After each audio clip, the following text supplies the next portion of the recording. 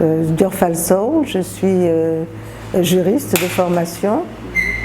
Donc j'ai été pendant longtemps magistrate, en travaillant à Saint-Louis d'abord comme juge d'instruction et ensuite comme procureur de la République. Ensuite, je suis allée à la direction de l'éducation surveillée et de la protection sociale. J'ai fait, disons, un séjour aussi à la Sonatel. Et j'ai terminé au tribunal pénal international pour le Rwanda à Arusha. Si vous me demandez quelle est l'origine de mon engagement, je peux que dire que je suis née autour de personnes engagées en faveur du mieux-être des femmes de ce pays. Je cite également Tata Annette Mbaye d'Erneville. Et donc en fait j'ai eu la chance, ou la malchance je veux dire, de grandir dans un environnement où j'avais des hommes et des femmes qui étaient engagés en faveur du mieux-être de ce pays. Et je me souviens avec beaucoup de manière très précise que quand Maïmouna Kane, feu Maïmouna Kane a été nommée secrétaire d'État à la promotion humaine, elle a donc appelé autour d'elle aussi Tata Oumou Kamara, un certain nombre de femmes et d'hommes. Elle leur a dit, écoutez, on me demande de faire quelque chose, secrétariat d'État à la promotion humaine, mais on va partir d'où? Il faut qu'on fasse un peu quel est l'existant. Et c'est à ce moment-là que Feu Albert Ndiaye, qui a été le directeur de l'École nationale d'économie appliquée, a fait une grande étude de base. Et c'est à partir de là qu'elles ont commencé à travailler en se disant, il faut qu'on travaille avec les femmes. Il y avait les premières femmes qui ont, disons, contribué à la promotion des femmes africaines et particulièrement sénégalaises. C'était les femmes de l'école normale Germaine Le Goff. Parce que ma mère faisait partie de cette école, elle était à cette école-là. Et donc j'ai grandi dans ce milieu-là avec ma mère, les Tata Annette Mbaye d'Erneville, les Tata Sira Diop du Mali et beaucoup d'autres. Marianne Sohaï, que je connaissais très bien parce qu'elles se rencontraient et j'assistais souvent à leurs rencontres. Et c'est elles qui m'ont en quelque sorte motivée et passé le flambeau pour que je continue avec d'autres le travail qu'elles avaient commencé. Mon militantisme, je le vis au quotidien. Dans mon travail de journaliste, j'essaie, que ce soit à la télé, que ce soit sur les réseaux sociaux, que ce soit dans d'autres actions quotidiennes sur le terrain, de faire parler le plus possible les femmes, de parler des sujets qui les concernent et aussi de donner la place à des gens qui peuvent également nous donner des pistes de solutions sur certaines problématiques. Donc je me dis que chacun à sa manière peut faire progresser les droits des femmes. La vendeuse de poissons au marché, comme la femme députée à l'Assemblée nationale ou moi-même en tant que journaliste, chacun dans le domaine d'activité qu'il s'est choisi peut faire progresser les choses et moi j'ai choisi le journalisme. C'était disons moins difficile que celles qui ont commencé parce que celles qui ont commencé étaient dans un environnement qu'on peut dire même hostile puisque les mentalités n'étaient pas assez ouvertes, même si elles ne le sont pas forcément actuellement, mais c'était beaucoup plus fermé. Les femmes, peu de femmes étaient instruites. Et donc, elles ont dû s'imposer dans ce milieu-là. En 1971, les mentalités étaient un peu plus, disons, ouvertes. Il y avait aussi un cadre juridique beaucoup plus important, puisque je pense que, aussi bien dans notre législation nationale, ce qui existait d'ailleurs avant dans les constitutions, l'égalité homme-femme, mais je pense que la pratique, l'application des textes ne se faisait pas encore. Donc là aussi, ça a été un combat que nous avons dû mener, qui était assez difficile, parce qu'on avait quand même une certaine, disons, opposition par rapport aux hommes qui nous considéraient un peu, nous, comme des va-t-en-guerre et qui voulaient peut-être un peu plus faire passer disons, des modèles occidentaux alors que ce n'était pas du tout le cas, parce que notre féminisme qu'on a fait, c'était un féminisme à l'africaine. Et j'ai milité après justement dans le cadre de l'AJS, l'Association des juristes sénégalaises, dont je suis une des membres fondatrices, puisque vous savez que c'était une amicale qui avait été composée par 4 femmes. Il y avait Madeleine Deves, Maïmouna Kane, Mama Diorbo et Tamaro Touré, et cette amicale est devenue après l'Association des juristes sénégalaises. C'est très difficile pour plusieurs raisons. Un, en tant que femme, dans une société où les normes de genre font qu'on doit faire un certain nombre de choses au quotidien dans sa famille nucléaire, mais aussi famille élargie, et aussi dans la société, dans notre environnement, notre quartier, etc. Il faut pouvoir dégager du temps. Et quand on dégage du temps pour se consacrer à ça, ben c'est au détriment d'autres choses pour lesquelles on est attendu. Donc ça, c'est pas facile. Ensuite, c'est pas facile parce que souvent, on a abordé des questions qui dérangent et des questions aussi qui ont trait à la pudeur, surtout quand on parle en matière de violence. Et là aussi, il faut apprendre à parler. Il faut apprendre à parler parce qu'on ne veut pas heurter, mais aussi il faut apprendre à parler parce que non seulement on ne veut pas heurter, mais on veut amener les gens à adhérer à notre cause, à pouvoir nous écouter, nous entendre. Et c'est ça toute la difficulté. Et aussi, c'est difficile parce que souvent, on a affaire à beaucoup de souffrance. On a affaire à beaucoup de détresse.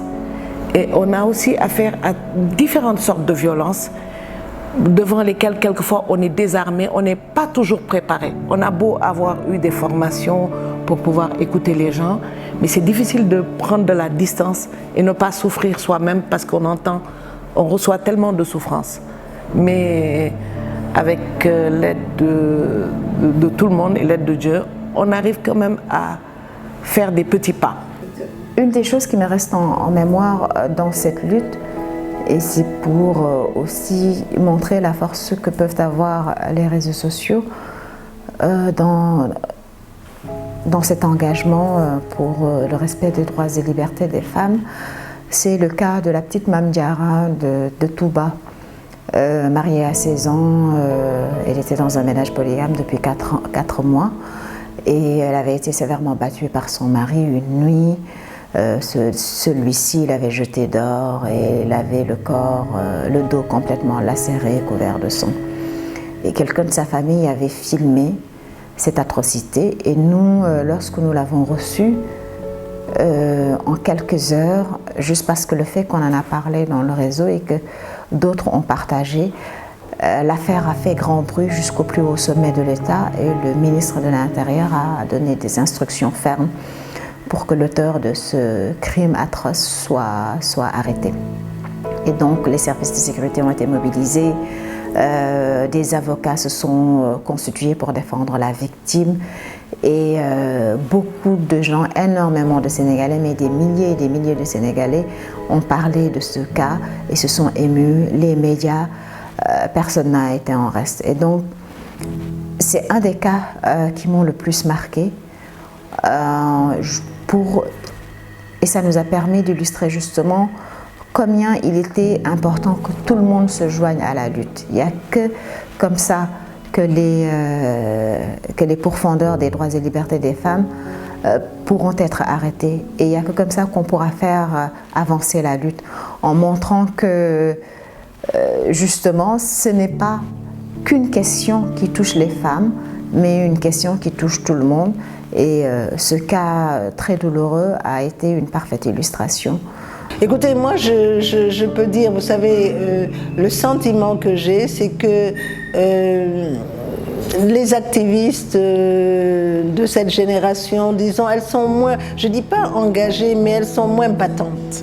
Parce que franchement, vous savez, bon, et je parle en général de la société civile, hein, c'est là qu'on... Et je pense que la société civile, à l'heure actuelle, elle joue, parce que la société civile a 3 rôles. Elle a le rôle d'alerte, le rôle de veille et le rôle de pression. Mais à mon avis, ce rôle de pression, elle n'est pas encore pris en charge par la société civile. Elle fait beaucoup d'alerte, elle fait beaucoup de veille, mais je pense que cette opposition, quelquefois, qui est nécessaire pour que l'État ou les autorités respectent leur engagement, je pense que ce n'est pas fait de façon dont il faudrait le faire. Et il nous faut, à l'heure actuelle, vraiment pour obtenir des résultats, changer de stratégie. Ce qui me rend heureuse, c'est quand je vois que j'ai eu un petit impact positif dans la vie de quelqu'un. Quand j'arrive à, par exemple, j'ai eu plusieurs cas, quand je vois, si je prends le cas le moins douloureux, les difficultés dans les ménages, quand j'arrive à réconcilier un couple, moi ça me fait, je me dis quand même j'ai eu une contribution positive. Quand je pense également à un cas qui m'avait été référé à l'époque par le CEDAF de Parcelles Assainies, c'est une personne qui avait été là-bas, on lui avait donné mon nom en tant que membre de l'association des juristes sénégalaises, et cette personne, elle était venue me voir parce qu'elle était enceinte et l'auteur de la grossesse ne voulait pas reconnaître l'enfant. Donc j'ai écouté cette dame devant 2 autres personnes, notamment Dr Daniel Sarr, qui s'occupe de la santé-service dans le centre Hyacinthe Thiandoum, et une amie, et pour avoir une idée, pour avoir des yeux extérieurs, un regard extérieur vis-à-vis de cette situation. Donc quelques jours après, j'ai appelé l'auteur présumé de la grossesse dans mon bureau et je lui ai parlé. Et il a accepté de reconnaître cet enfant parce que dans la loi sénégalaise, il y a l'interdiction en recherche de paternité. Un homme peut avoir un enfant avec une femme et refuser de reconnaître l'enfant. Mais vu que j'ai réussi à discuter avec lui de manière sereine, ce garçon, aujourd'hui je suis toujours en contact avec lui. Et c'est des petites victoires, parce que sinon c'est un enfant qui n'aurait pas été reconnu, d'autant plus que la maman était une professionnelle du sexe. Donc c'est des histoires, voilà, c'est des histoires heureuses comme ça. Je peux vous en donner d'autres, des gens qui n'ont pas eu de certificat de mariage pendant des années, qui ont réussi à en avoir. Enfin, bref, les histoires heureuses, heureusement qu'il y en a. Et c'est ça qui nous pousse à ne pas baisser les bras et à se dire qu'on peut y arriver. Oui, je pense que, vous savez, les jeunes générations, il y avait d'ailleurs la dernière fois au Musée de la Femme une réunion très intéressante, intergénérationnelle, et vraiment j'ai beaucoup apprécié parce que vous savez, comme je le disais, il ne peut pas y avoir de conflit de génération dans la mesure où on nous a transmis à nous, l'ancienne génération, disons, un rôle que nous devions jouer, un flambeau qui a été ouvert, comme je vous l'ai dit, par nos mères, et nous, à notre tour, nous allons le transmettre. Ça a été transmis à d'autres générations, et ces générations-là doivent le transmettre à d'autres pour que, je pense, l'action puisse se perpétuer et que le flambeau puisse être levé plus haut. Bon, personnellement, je suis peut-être un peu impatiente parce que je trouve que les progrès sont assez lents, mais je crois qu'on finira par y arriver, mais il faut un engagement, une détermination sans faille de la société civile et des activistes, comment on les appelle. Ce que j'ai envie de dire, c'est, et je ne le lance pas seulement aux jeunes filles, je le lance aux jeunes filles et aux jeunes garçons. Je dis le bonheur, le bien-être des femmes, des jeunes filles nous concerne tous. Et que vous, les jeunes, vous êtes l'avenir de ce pays. Et c'est à vous de faire en sorte de considérer les femmes, les jeunes filles, comme vous vous considérez, c'est-à-dire comme des êtres humains qui méritent de l'amour, qui méritent de la bienveillance et qui ont droit à un plein épanouissement dans tous les domaines. Et donc, si nous tous, nous avons la même vision de ce que doit être un adulte heureux, épanoui dans la société sénégalaise, nous allons arriver à un monde où il fera bon vivre pour tout le monde, qu'on soit homme ou femme, jeune ou moins jeune. Mais les médias, bien sûr, les médias ont un rôle extrêmement important à jouer déjà, vous savez, dans la façon dont ils présentent ces violences faites aux femmes. Parce que vous savez, on a tendance à rapporter, mais de façon sensationnelle, ces événements.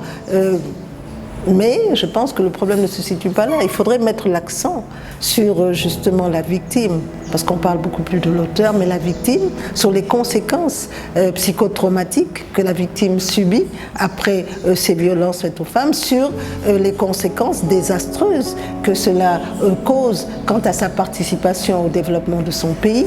Parce qu'une femme qui est battue, qui est violée, mais je vous assure qu'elle n'a plus aucune capacité ou possibilité, parce que comme je dis, tout ça c'est une destruction de la personnalité, c'est une destruction de la vie humaine. En cas de viol, c'est vraiment la destruction physique de la personne. Alors je pense que tout ça, c'est un ensemble de moyens, c'est un ensemble d'actions qui doivent être prises par les uns et les autres.